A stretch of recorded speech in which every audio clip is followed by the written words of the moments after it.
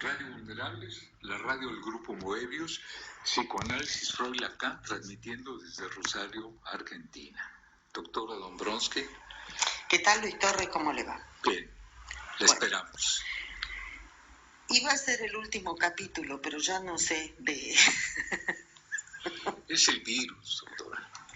O es la ancianidad. Es lo mismo. Que es una familia.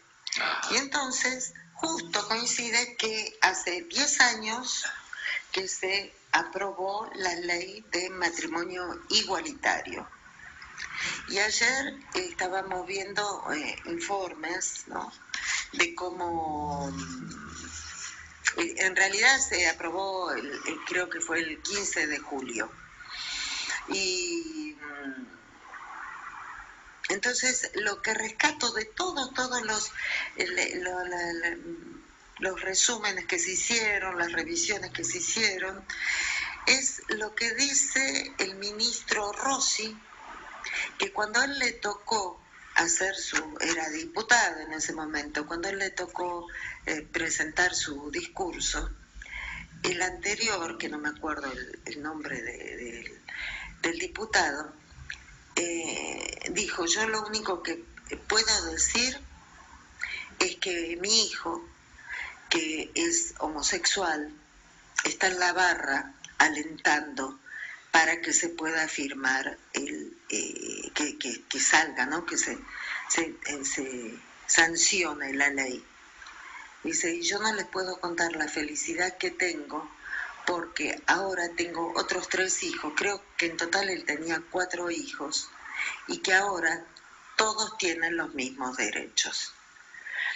Eso es un testimonio muy fuerte, muy impactante, que tiene que ver con eso, ¿no?, que tiene que ver con el tema del amor.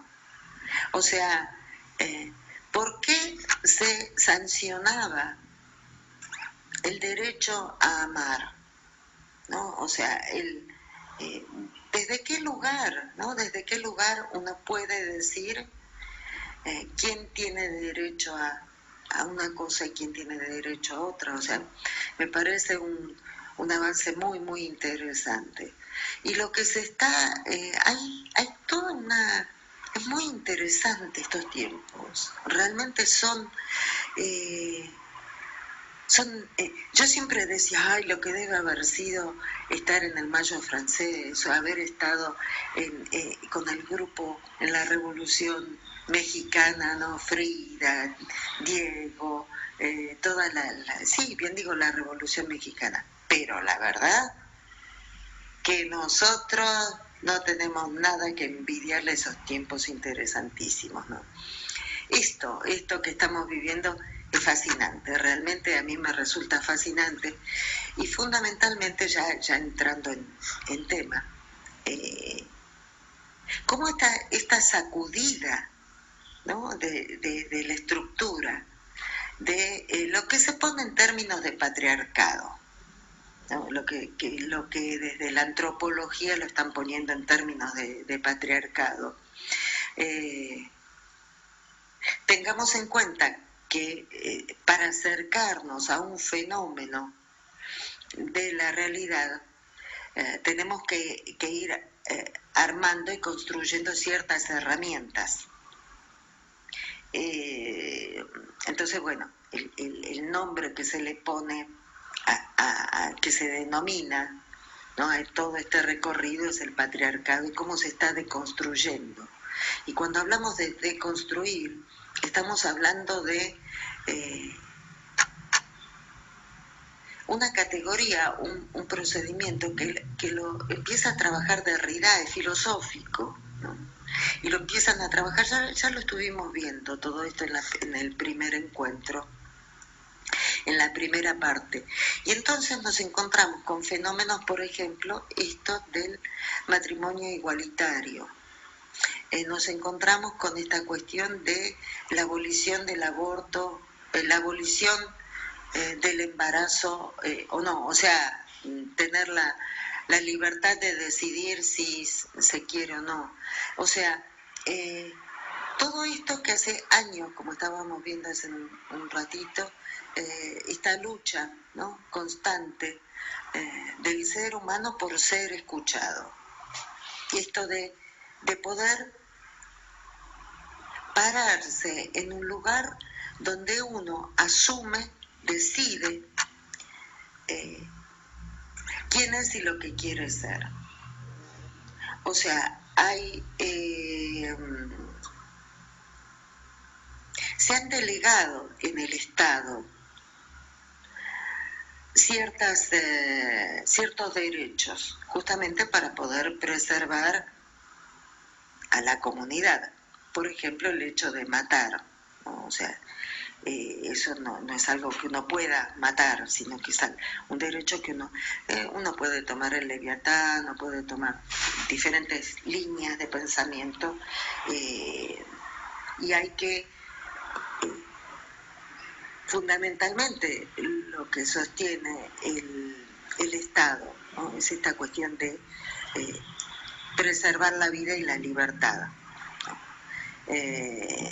Por supuesto, siempre hay posturas encontradas y el límite es muy difuso, ¿no?, cómo manejarse eso.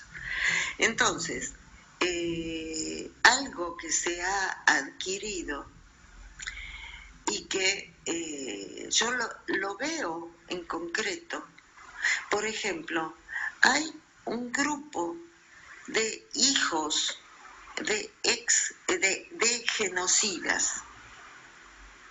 O sea, gente, ¿sí?, seres humanos que han decidido renegar de esa línea paterna.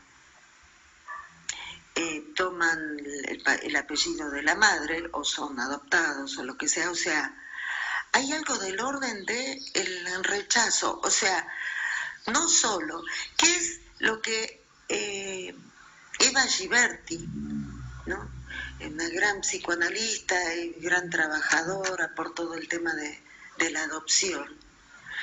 Ella insiste, ya también lo trabajamos no hace mucho, ella insiste que dice que en sus oficinas, donde ella está, o no sé si seguirá trabajando, tiene en un cartel muy grande en lo que es la sala de espera los derechos del niño.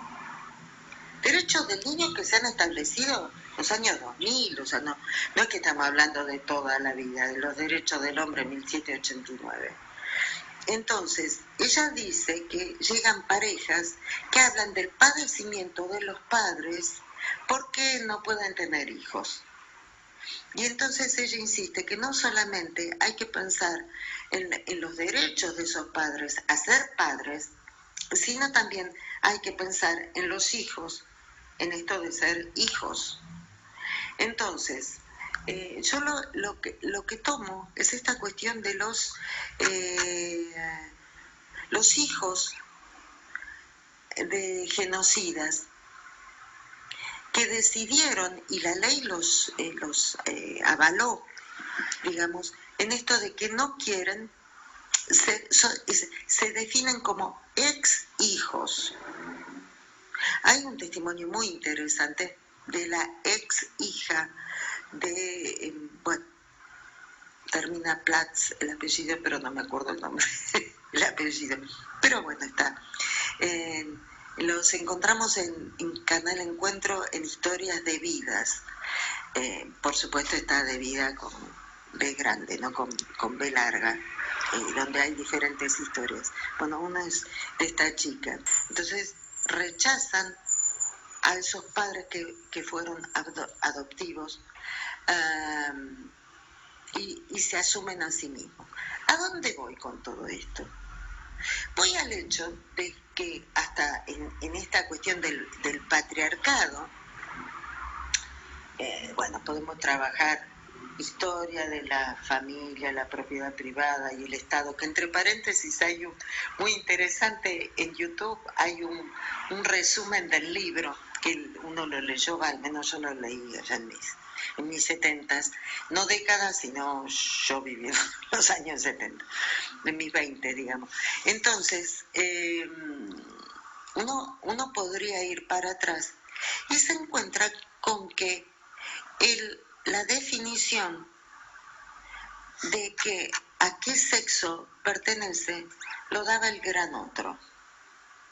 O sea, nos cuenta Silvia Bleichmer, otra gran psicoanalista, ya ella fallecida, nos cuenta dos casos, un par de casos. Bueno, el de los mellizos Reimer, ahí me acordé el apellido, que los quisieron hacer a uno de ellos niña cuando en realidad era niño, por una ablación del pene, y una niña que como nació en una comunidad indígena, y creo que fue en México la comunidad esta, porque Silvia vivió muchos años por el exilio en México. Creo que es en una comunidad indígena en México donde una niña nació con el clítoris muy inflamado y entonces dijeron que era niño. Y a partir de allí, bueno, toda la lucha de esta chiquita, ¿no? Entonces, el gran otro decidiendo el sexo, ¿no? El género más que el sexo, el género, a partir de genitales.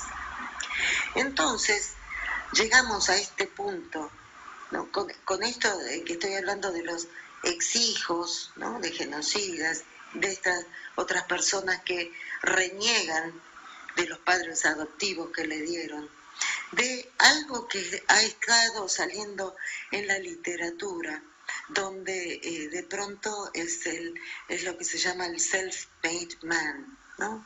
El hombre hecho a sí mismo. Y entonces ponen de ejemplo a Bill Gates, a Zuckerberg y otros tantos por ahí. Como que uno se hace a sí mismo, si bien por supuesto uno viene con un linaje, me refiero con un apellido, de alguna forma hay que tomar parte de la cultura, pero que uno le da el cariz en cuanto a la sexualidad se refiere, en cuanto a esto del género se refiere, uno decide que si es hombre o si es mujer. Así tenemos que las personas, por eso le decía hace un ratito, ya este tema de la homosexualidad, de la lesbiano, lésbico, gay, transgénero, no transgénero, transexual, travesti, todo eso son categorías que se van dando por tierra, ya no están existiendo más, porque ahora lo que se está organizando es, se habla de los que nos decimos a nosotros mismos autorreferencialmente, no porque hay un entorno que me ubica en un determinado grupo, sino uno se para en un determinado lugar como cisgénero, donde teóricamente corresponden mis genitales con mi género, con lo que yo decido que sea mi género, y los transgéneros, aquellos que no hay una coincidencia. A partir de ahí se abre un mapa relacional muy, muy importante y que por supuesto influye en las relaciones y en el núcleo este que estamos trabajando, que es el tema de la familia. Entonces, el derecho de parejas, o sea, matrimonios igualitarios, ¿no es cierto? Parejas que son diferentes de lo que es la típica hombre y mujer, con roles, ¿no? Ayer estábamos viendo una película de Ken Loach, ¿no? Lo que significa para el hombre, en este caso, el trabajo, ser el hombre proveedor. Luchaba a brazo partido por eso, pero bueno, la película, no vamos a contar el final, ¿no? Pero como roles estereotipados, Entonces es momento de poder pensar desde otro lugar esto. O sea, de poder pensar que cómo, ¿no? Familias, parejas que no están dentro de la tónica esta de lo tradicional, con qué recursos tenemos, qué elementos tenemos para poder pensar la subjetividad en estos tiempos que corren. Bueno, los recursos son los de siempre. Los recursos desde el psicoanálisis, por supuesto. Los recursos son los que nos han dado Freud y Lacan. Y entonces, Lacan nos demuestra que hay dos formas de pararse frente a la falta, ¿no? De pararse frente a lo real, de pararse frente a esto, ¿no? Al entorno, a lo que me pasa. Que uno es al modo masculino o al modo femenino. O sea, o me digo hombre, yo me digo, no que me tiene que otro decir que soy. O me digo hombre o me digo mujer, pero tampoco es algo definitivo.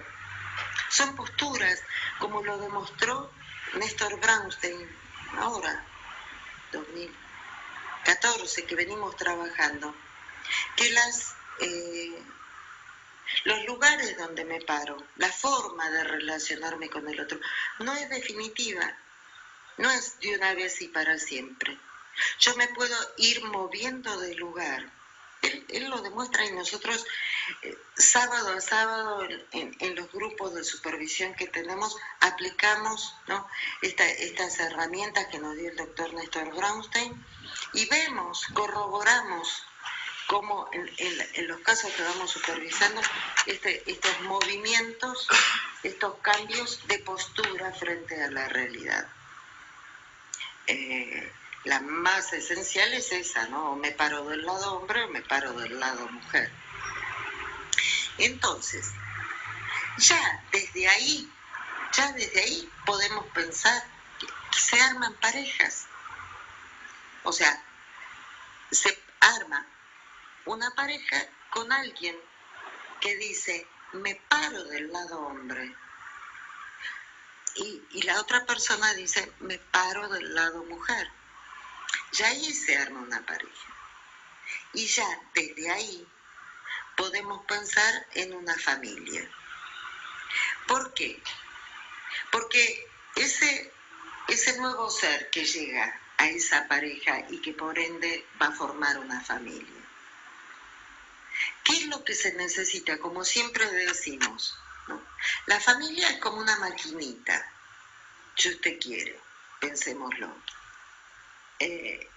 Entra algo por una parte, lo trabajábamos también con el antiedipo de Deleuze y Guattari.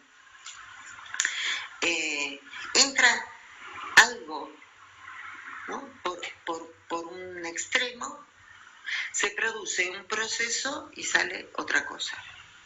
Entonces, ese proceso es el recorrido familiar. Y lo que ingresa a ese grupo es una cría humana, una parte del cuerpo de alguien que sea una cría humana. Y al final del proceso tenemos un ser humano, alguien que se va a parar frente a la realidad y va a decir, yo pertenezco a esta cultura y a ver cómo me muevo dentro de la cultura. Y entonces ese ser humano se va a parar del lado hombre o se va a parar del lado mujer.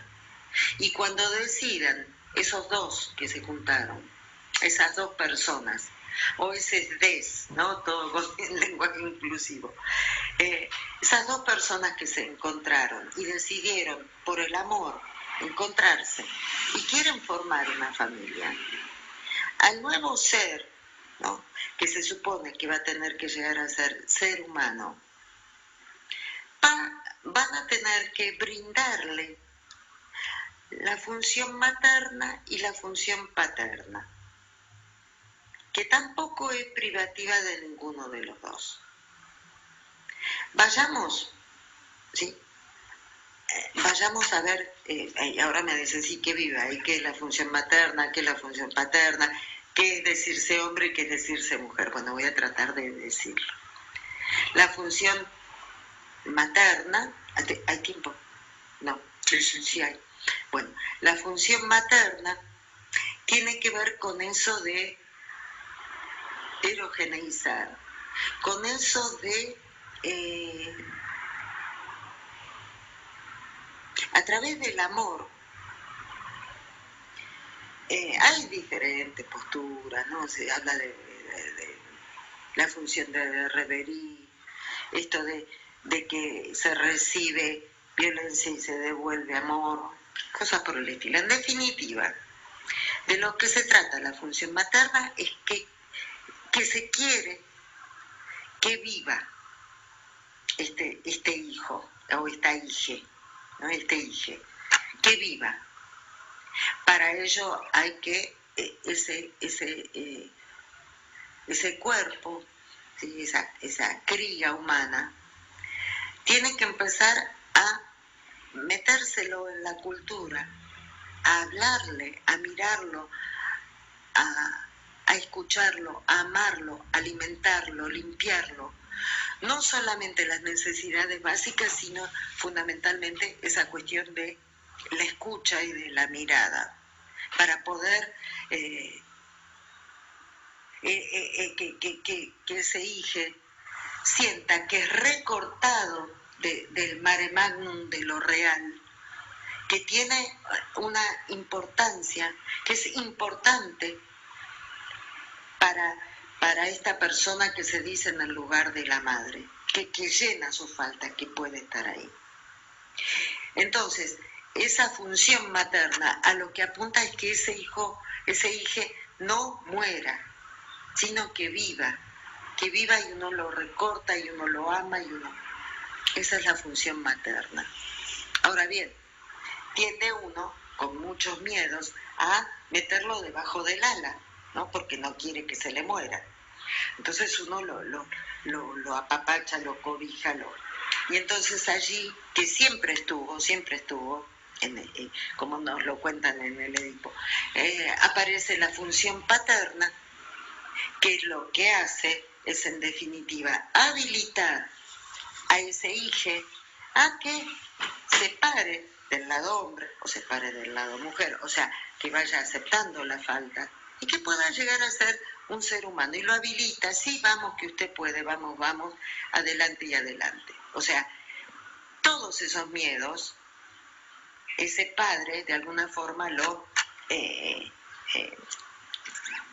es tan así, no, yo lo acompaño, no, yo lo sostengo, no, vamos, usted puede, ¿no? Y no, basta de esto, basta del, bueno, lo que nos dice Lacan, ¿no? O sea, basta del goce, no quiero ponerlo en esos términos, pero digamos, adelante, vamos, que usted puede, ¿no? Se puede. Entonces, ahí tenemos esa función paterna. Tenemos una función materna y tenemos una función paterna. Entonces, ya desde acá es muy fácil pensar que, ¿qué es esto de decirse mujer? ¿Y qué es esto de decirse hombre? ¿Sí? El decirse mujer implica que hay una forma de relacionarse con el entorno que no es exactamente como aquella que hace a la cultura. O sea, la cultura necesita que haya un encuentro. La cultura necesita seguir andando, creando, sublimando hacia adelante, ¿no es cierto? Entonces, para que se dé el encuentro entre estos dos seres, el que se dice hombre está totalmente puesto en que la cultura avance, en que esto vaya, ¿no?, para adelante, en que tiene mucho que ver con la cuestión de la realidad. Tiene mucho que ver con la lógica.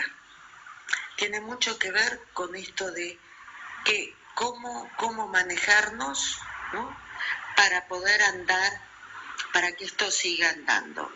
Tiene mucho que ver con eso, ¿no?, con la realidad, con el aquí y ahora, con lo concreto de esto. Vamos para adelante de eso. Mientras que el decirse mujer tiene, por supuesto, una pata puesta en esta forma de ver la realidad, en la lógica, en que nada se desarme o se desmorone, sino que esta cultura hacia adelante, todo esto. Pero hay otra parte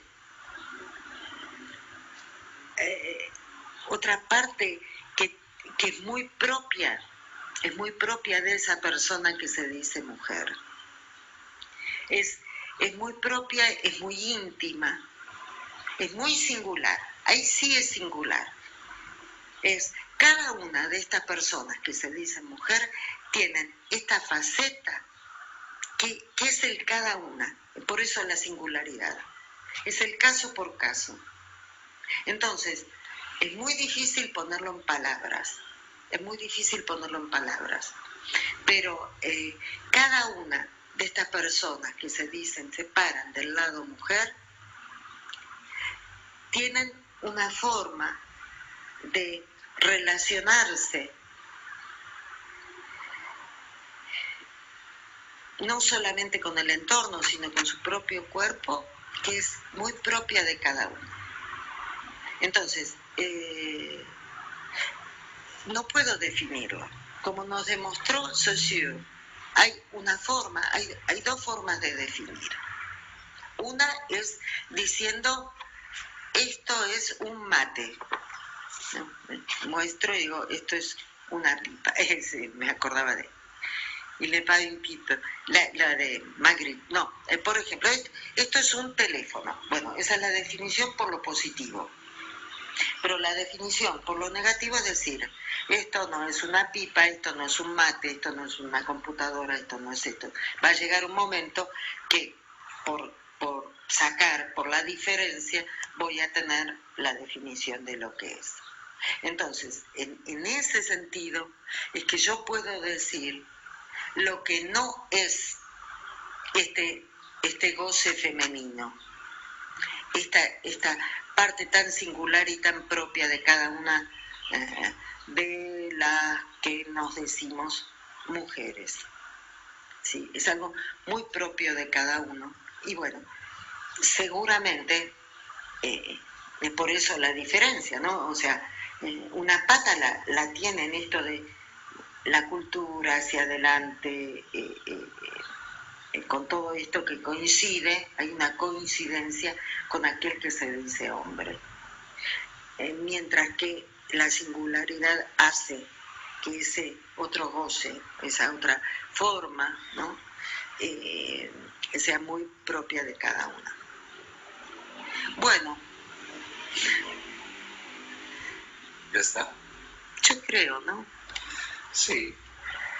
Nos vemos el próximo domingo.